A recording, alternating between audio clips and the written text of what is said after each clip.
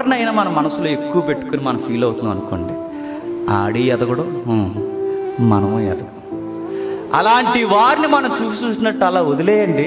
ఆడికి పెద్ద పనిష్మెంట్ ఏంటి చెప్పిన, మనం ఎదుగుతాం, ఆడు అక్కడే అలాగా ఉంటాడు, చూసి చూసి చస్తాడు. ఇంకెంతకన్నా పనిష్మెంట్ ఉందో చెప్పండి. ఈ మెథడ్ మనం ఫాలో అవుతాం. ఏడ్చే వాళ్ళని ఆడనివ్వండి, కుళ్ళిపోయేవారిని కుళ్ళిపోనివ్వండి, మచ్చరపడేవారిని మచ్చరపడనివ్వండి, అనేవారిని అన్నివ్వండి. వాళ్ళందరికీ సమాధానం మనం జీవవృక్షముల నీతి ఫలములతో ఎదగడమే వాడికి పెద్ద పనిష్మెంట్.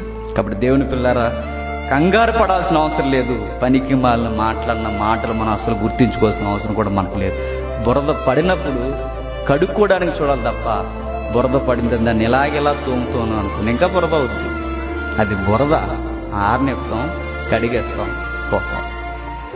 అయిన గాయం ఎప్పటికైనా మానక పోదు. జాగ్రత్త.